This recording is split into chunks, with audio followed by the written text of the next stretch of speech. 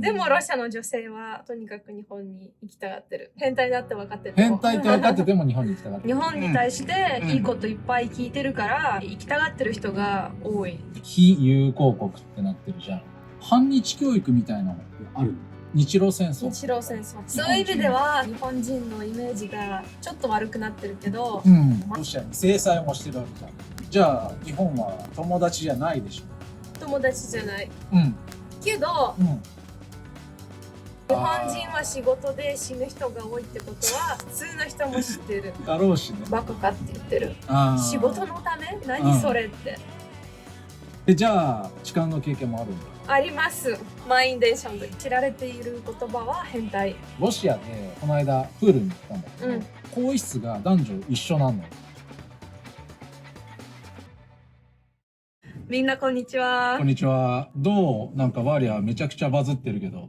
めっちゃ驚いた。こんなに私のアパートが人気になったのは結構ぐちゃぐちゃのアパートが人気になったのが。いやでもね、説明も面白かったし、ソ連のねノスタルジックな感じが感じられてよかったと思うんですよ。それはね。というわけで、前回の動画ではバーリアの目線で各国のイメージを語ってもらったんだけど、今回ね日本についてどんなイメージを持ってるかっていうのをちょっと言ってほしいんだよね。日本とか日本人とか、あとロシア人が日本に対してどう思ってるかっていうのを、ざっくり語ってほしいんだけど、どう？日本のことはみんな好き？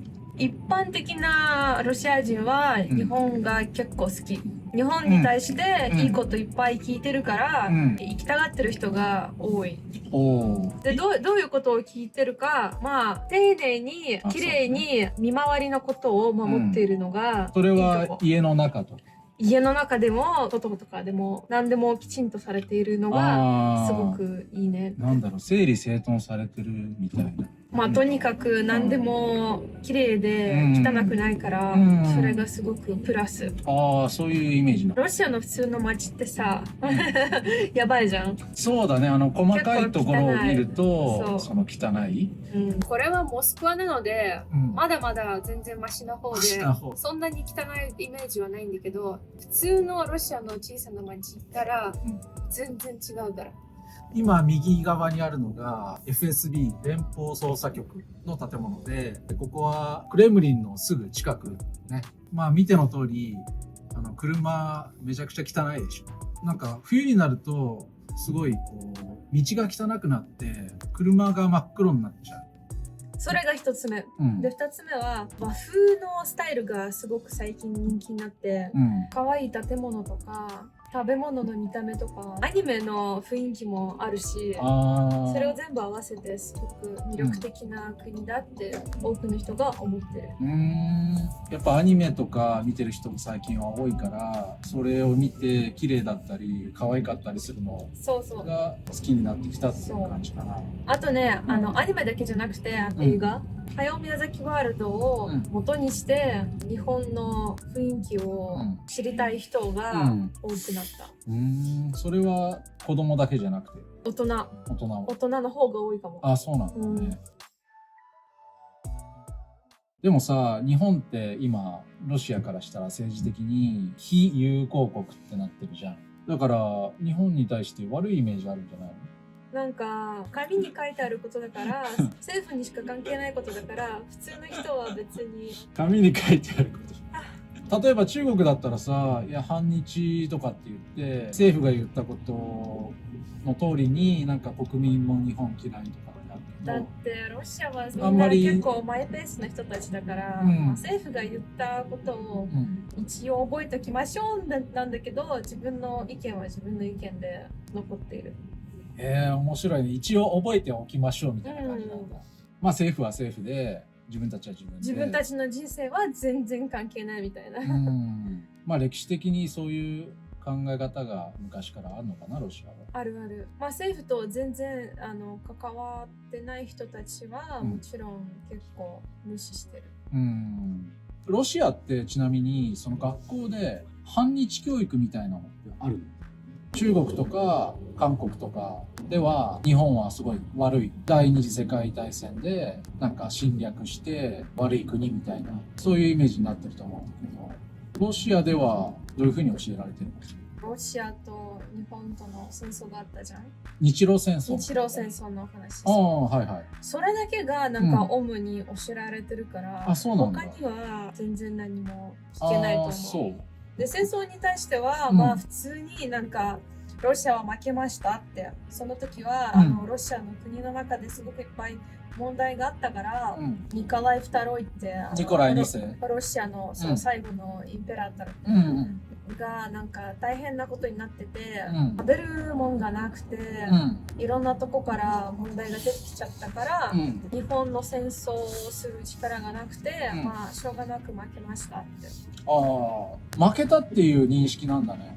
いや、もちろん負けたって別に普通に認められている。あ、そうなの？いや、それは意外だった。まあ、日本遠くまで行って結局勝てなかったっていうふうに教えられてると思ったけど、負けたっていう認識。いや、全然普通に負けましたって、そうなの？本に書いてある。でもさ、例えば第二次世界大戦の時はドイツと一緒になって日本はやったから、ドイツってすごいその時はすごい悪いというイメージでしょ？ね。だからそういう意味では日本人のイメージがちょっと悪くなってるけど、前は前だから、今は全然違うじゃん。もう100年ぐらい前のことだから、結構変わってるよね。でも、もしなんか日本人の悪い性格が出たら、あるおっさんが、日本人はミリタリーな国だからでしょって、わざと悪いことを言えるかもしれないけど、それはまあ本当に歴史に詳しい人しか言えないし、全然悪いことが起きなかったら、普通に日本人はミリタリーな人たちで悪い人たちですよっては出てこない。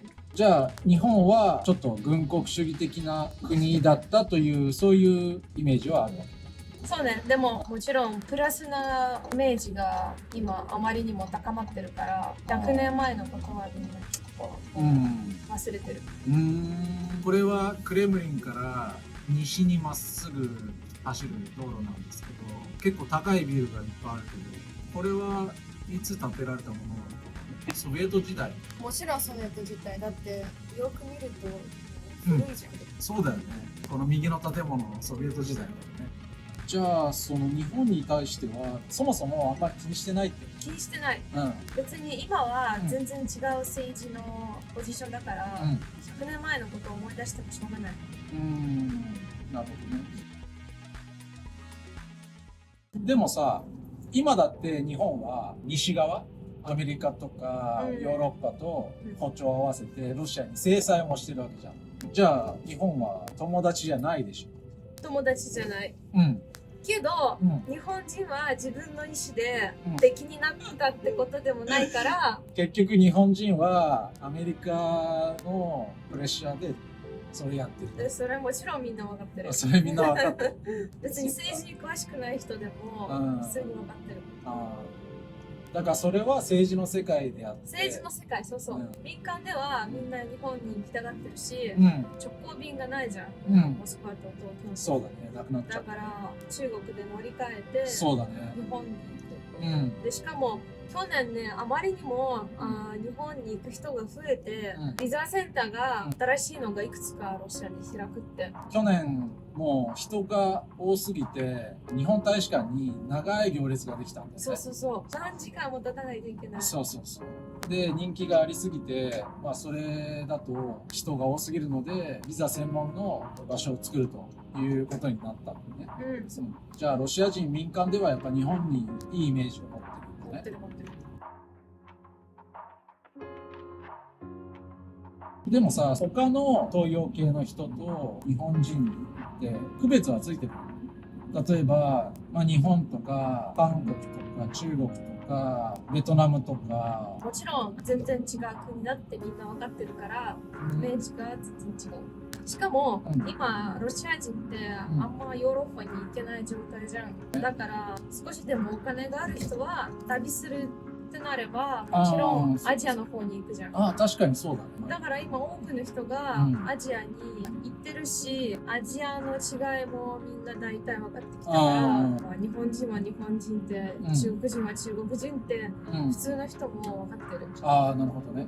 見た目でなかなかすぐには分からないけども、その名前を聞いたら分かるっていう感じ。違う。名前はもちろん聞いたらわかるし、言語もわかるし、うんあと多分ね、日本人はうんすぐわかる。中国人と韓国人は間違えたりするのはあると思うけど、日本人はすぐにわかる。何が違う？日本人はいいじゃん。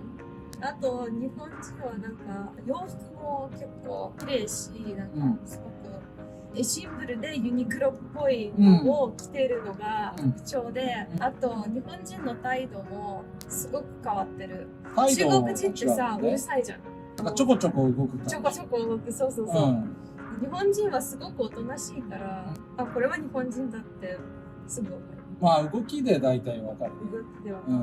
あとね、中国人はいつも携帯をいじってる。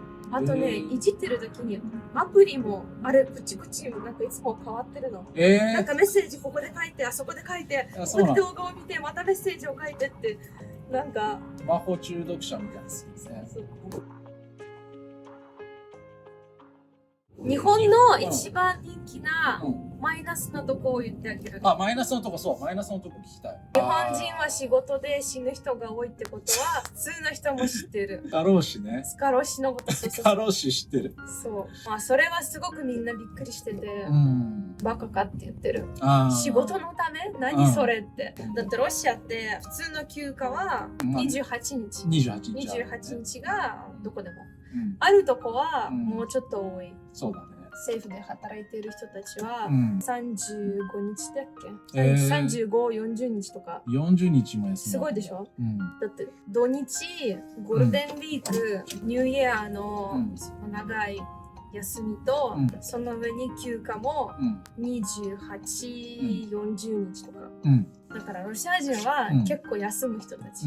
あと夏休みもね、学校で3ヶ月間続いてるから。そうだよ、夏休みめちゃくちゃ長いよ。私も日本の学校行ってた時に、ロシアは夏休み3ヶ月ですよって言ったら、みんな、3ヶ月何すんのって。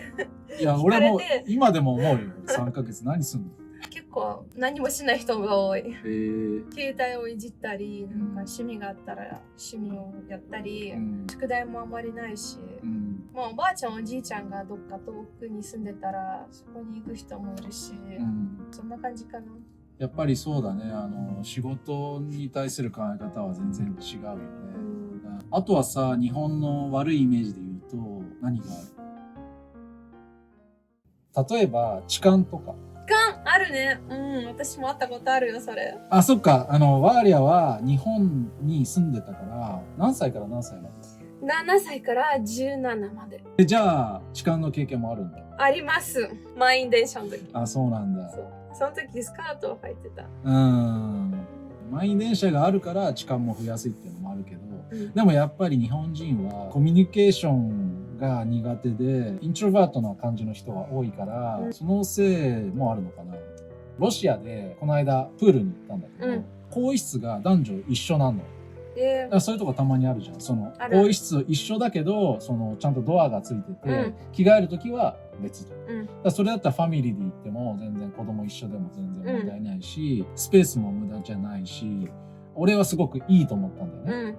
女性だって隠れたければ隠れられるわけだし、いいと思ったんだけど、日本だとできないのって思ったら、でもやっぱりなんかそのカメラをつけたりとかあったりするから、そうで、ロシアだったらそんなの考えない。全然ないよ、それ。何かを見たければ普通にネットで見れるじゃん。ネット、まあ今はネットで見れるけど。なんでそういうめんどくさいことしないといけないの？そうなんだよね。だから、それはロシアの女性が隠そうとしてないから。いつもはもう見せちゃってる。それもある。夏だってブラしてないし、見せてるから、別にシークレットでも何でもない。そうだよ。普通に散歩してたら何でも見れるから、特に秘密なことない。そう。だから何でも、全然秘密でも何でもないから、だからいちいち別に見たいと思わない。そう。じゃあ、日本の女性はもうちょっと派手になればいいんじゃない？まあ、ロシアで知られている言葉は変態。変態って言えば普通の人もなんだか分かってる。でもさ、これちょっと話変わるけど、変態って日本の変態っていう意味とロシアとか、その世界で伝わってる変態の意味違うんじゃない？そう世界で伝わってる変態の意味は日本の言うその変態じゃなくて痴漢の方が近いね。じゃあ日本人は変態って。そういうイメージがすごく、強い。でもロシアの女性はとにかく日本に行きたがってる。うん、変態だって分かってても変態って分かってても日本に行きたがってる。絶対行くって。というわけで変態でも日本に行きたいそうですのでよかったです。じゃあ今日はこんなところで日本で会いましょう。また会いましょう。バイバイ。